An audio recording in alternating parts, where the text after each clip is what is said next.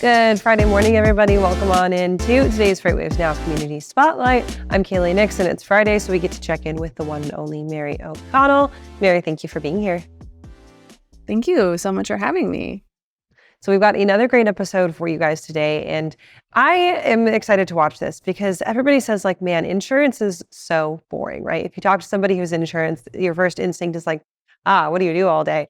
But the folks at Circle Logistics are here to talk a little bit about carrier insurance and how it can be interesting and definitely necessary. Talk to us about your episode. So this is actually an episode I've been wanting to do for a while. I just couldn't find the right insurance person.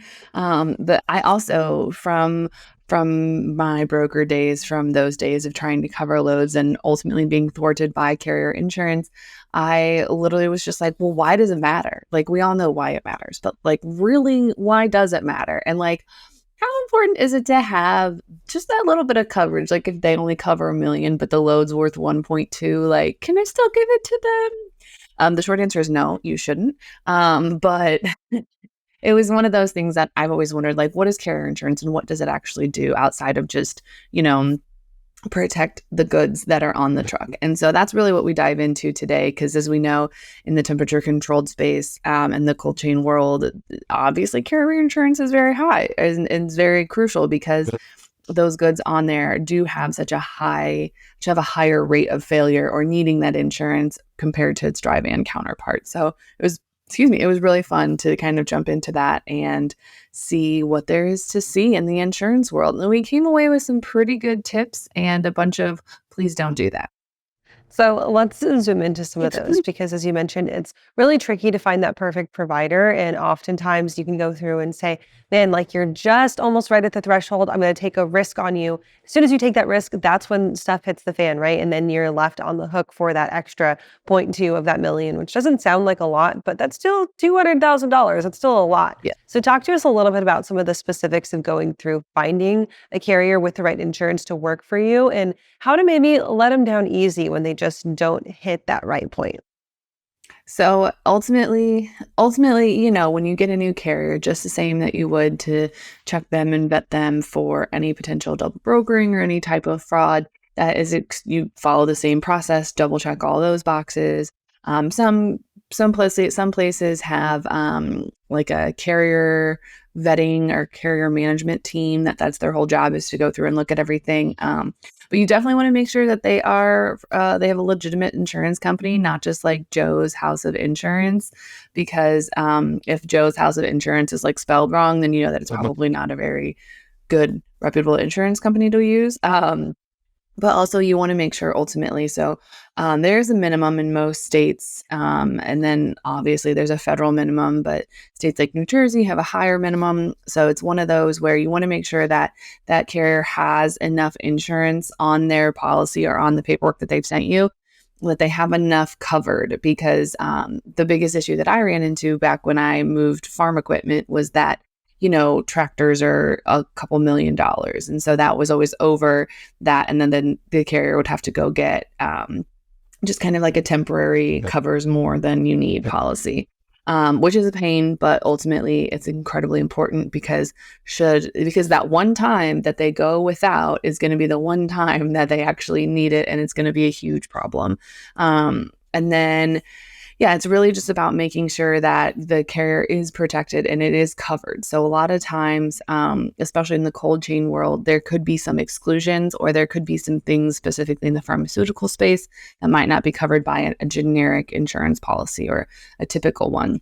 So that's where it's really important to double check and have that carrier double check that what you are shipping is actually covered under their policy, because you don't want to, load them up with a bunch of pharmaceuticals and then have them get in an accident and realize that nothing's covered. But everybody assumed that it was covered. So that's something that, especially if you are working with a carrier that's maybe newer to this commodity or to your company, just to double check that it is covered under their policy, because that's definitely let's find that out beforehand versus afterwards. So the other aspect of this that makes it even murkier is the fact that insurance fraud is something that is honestly pretty easy to do and is really difficult to detect unless you are in a space when you need the insurance coverage, right? Again, it's that aspect of we're not expecting anything to go wrong, but if something does go wrong, we got to make sure that we're protected by it. Then something goes wrong and you're like, oh my God, this insurance isn't even real. Can you talk a little bit about navigating some of that fraud aspect and how you make sure if you are a broker working with the carrier or if you're a shipper working directly with a carrier that you can navigate some of that? Yeah, so that's definitely something that you want to obviously make sure. So it's one of the easiest tips that you can do is, especially if it's a new carrier that you haven't worked with that much, because in theory, some of your older carriers, they should be fine. Like the chances of insurance fraud magically appearing on someone that you've worked with for 10 years is pretty low. I'm not going to say it's non-existent, but it's pretty low.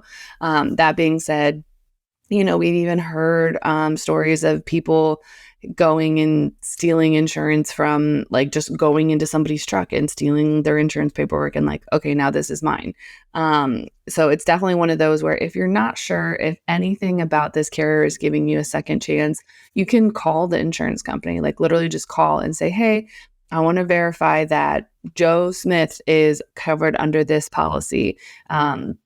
Because insurance companies should have each driver covered under, like, each driver listed out and covered under that policy.